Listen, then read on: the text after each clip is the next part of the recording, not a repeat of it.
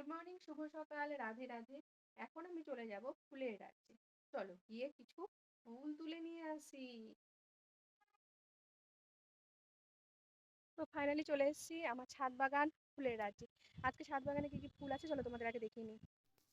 এখানে ফুলে ফুলে ভরে উঠেছে বাগান, পাখির কলতান, মিষ্টি মধুর গন্ধে। আমি এখান থেকে কিছু ফুল তুলে নেব, যেমন করবী, জবা, চন্দ্রমল্লিকা, টগর।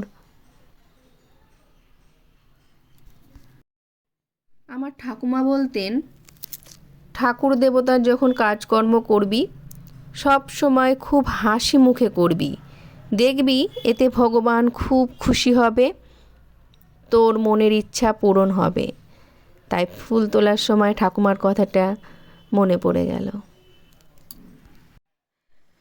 আমরা যারা ঠাকুমা, দাদুর আদর পেয়েছি তারাই একমাত্র বলতে পারবো যে দাদু ঠাকুমার আদর, ভালোবাসা কতটা মূল্যবান।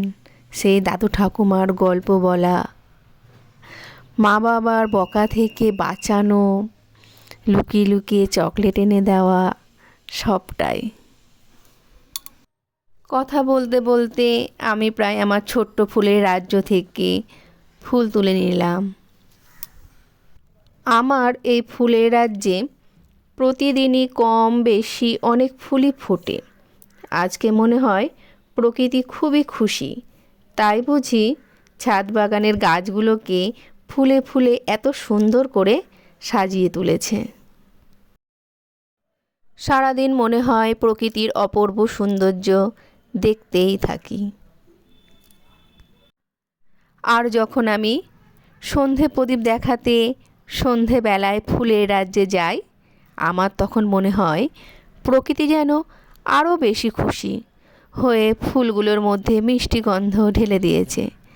এক অপূর্ব অনুভূতি, বলে বোঝানোর মতো নয়। শুধু প্রকৃতি যে ফুল গাছে ফুল দিয়েছে তা কিন্তু নয়, ফলের গাছেও প্রচুর ফল উপহার দিয়েছিল। আজ এই মুহূর্তে গাছে কোনো ফল নাই, তাই দেখাতে পারলাম না, কিন্তু প্রকৃতি আমাকে একটা শাস্তিও দিয়েছে।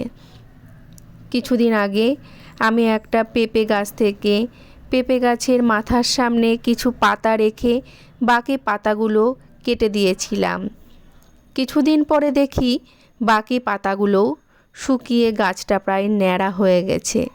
গাছটার পেঁপেগুলো কিন্তু খুব মিষ্টি হয় পাকলে পরে। আমার খুব কষ্ট হয় গাছটার দিকে তাকালে, নিজেকে খুব অপরাধী বলে মনে হয়। গাছটাকে বললাম আমাকে ক্ষমা করে দিও, প্রকৃতিকেও বললাম এবারের মতো আমাকে ক্ষমা করে দাও। তারপর পেঁপে গাছের গোড়ায় নিয়মিতভাবে জল, সার দিতে থাকি। এখন ছোট ছোট পাতা বের হচ্ছে। আমার ছাদ বাগানে একটা ড্রাগন গাছও আছে, প্রচুর পরিমাণে ড্রাগনও ধরে। গাছটার বয়স প্রায় আমি লাগানোর পর 3 বছর। এর আগে যখন অন্য কারোর কাছে ছিল তখন বয়স কত ছিল জানি না, কিন্তু ড্রাগনগুলো খুব মিষ্টি এবং কালারটাও খুব সুন্দর হয়। এভাবেই চলতে থাকে আমার সারা দিন আমার ছাদ বাগানের ফুলের রাজ্যে, ফলের রাজ্য। তাই কিছু কথা, কিছু গল্প আমি কিন্তু আজকে আবেগের বশে বলেই ফেললাম। আমার কিছু ফুলেদের সঙ্গে ফলেদের সঙ্গে কাটানোর মুহূর্ত শেয়ার করলাম।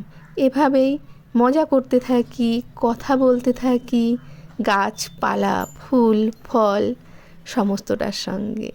প্রকৃতি যেন সত্যিই কথা বলে, কথায় সাড়া দেয়, কথা রাখার চেষ্টা করে।